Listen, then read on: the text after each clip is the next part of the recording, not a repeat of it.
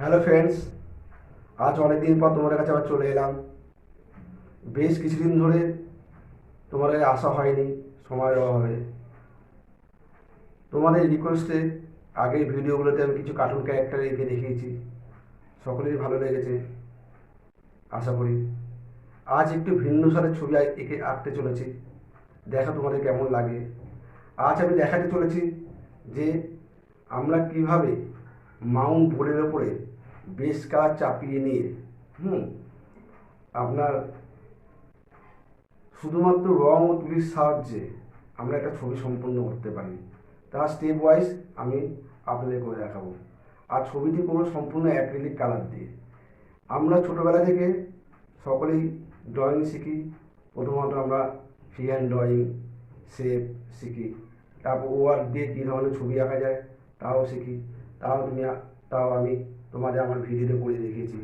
আমি সম্পূর্ণ ভিডিওটি করার চেষ্টা করি যাতে তোমরা আমার চ্যানেলটি দেখে উপকৃত হও এবং ছবি আঁকা শিখতে পারো। সেই হিসাবে আমি প্রথম একেবারে বিগিনার্স পর্ব থেকে শুরু করেছি, যে কীভাবে আমরা word, letter, shape, straight line দিয়ে আমরা ছবি আঁকতে পারি। এবং তারপর আমি এসেছি কার্টুন ক্যারেক্টারে, এবং আজ আসছি তার চেয়ে একটু অন্য ধরনের এতে। আমি দেখাতে চলেছি, দেখো যে আমরা কিভাবে ওয়াটার কালার ইউজ করতে পারি। তা আমি তোমাদের আগে কার্টুন ক্যারেক্টারে ওয়াটার কালারে ছবি করে রেখেছি। এখন তোমাদের আমি করে দেখাবো যে আমরা অ্যাক্রিলিক কালার, যে অ্যাক্রিলিক কালার আমরা সাধারণত একটুখানি আকাশ থেকে গেলে ভালো, তা আমরা তা দিয়ে ছবি করি। এবং অ্যাক্রিলিক কালারে সাধারণত বিভিন্ন ধরনের ক্লথ, ক্যানভাস, বোর্ডের ওপর, ওয়ালের উপর এই কালার দিয়ে ছবি করা হয়। এবং এই কালার কীভাবে ইউজ করে তা আমি তোমাদের দেখাবো। এবং এই কালার ইউজের ক্ষেত্রে প্রসেস কী আছে স্টেপ বাই স্টেপ তা সম্পূর্ণ করে দেখাবো। দেখো, তোমাদের যদি ভালো লাগে অবশ্যই জানাবে। এবং একটা কথা বলবো, অ্যাক্রিলিক কালার ইউজ করতে গেলে সবসময় চেষ্টা করবে যে ওয়াটার মানে জলটাকে খুব কম পরিমাণে ব্যবহার করতে। যখন তুলি তোমার হার্ড হয়ে যাবে, শক্ত হয়ে যাবে, মনে হবে যে তুমি তুলিটা আনতে পারছো না, কালার ঠিকমতো করতে পারছো না, তখনই শুধুমাত্র ওয়াটার ইউজ করবে। তাছাড়া এখানে ওয়াটার বেশি ইউজ করার দরকার নেই। এবং এই অ্যাক্রিলিক কালার একের পর এক চাপিয়ে স্টেপ ওয়াইজ যেভাবে ছবি করতে হয় আমি তোমাদেরকেও দেখাচ্ছি। চলো আজ আমরা দেখে নেওয়া যাক অ্যাক্রিলিক কালার দিয়ে মাউন্ট বোর্ডের উপরে কী ধরনের ছবি আঁকতে চলেছি। এবং যদি ভালো লাগে অবশ্যই লাইক, কমেন্ট ও শেয়ার করবে। এবং এই সংক্রান্ত যদি কোনো প্রশ্ন থেকে থাকে তবে অবশ্যই কমেন্ট করে জানাবে, আমি তোমাদের প্রশ্ন উত্তর দেবো।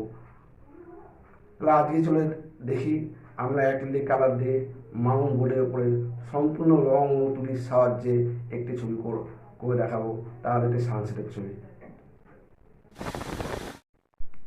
প্রথমে আমরা কি করেছি না, আমরা চারটে কালার নিয়ে নিয়েছি। এক হচ্ছে ক্রিমসন, দু হচ্ছে স্কারলেট, তিন অরেঞ্জ এবং চার ইয়েলো।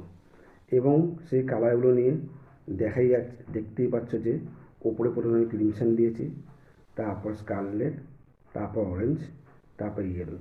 এইভাবে আমি ব্যাকগ্রাউন্ডটা স্টেপ ওয়াইজ করার চেষ্টা করেছি, দেখো। এবং ব্যাকগ্রাউন্ডটা এই কালারটা চাপানোর পর তারপর সেটাকে ব্লেন্ডিং করেছি।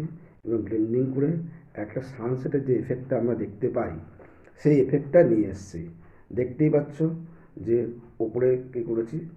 এবার ব্যাকগ্রাউন্ডটা হয়ে যাওয়ার পর আমি কী করলাম না, এবার আমরা ব্ল্যাক আর ব্রাউন দুখানা কালার নিলাম এবং দুখানা কালার মিক্সিং করে আমি দেখাচ্ছি যে ওই দূরে কোনো রিভার সাইডে একটু একটা ল্যান্ড দেখা যাচ্ছে। সেই ল্যান্ডটাকে আমি কী করলাম না, ব্রাউন আর ব্ল্যাক মিশিয়ে ডার্ক ব্রাউন বলতে পারো, যেটা একটু ব্ল্যাকিশ ব্যাপার আছে, তা দিয়ে আমি দূরে দুখানা ল্যান্ড দেখালাম। এবং সামনে একটা ল্যান্ড করেছি, যেটা সে একই কালার আমি ইউজ করেছি।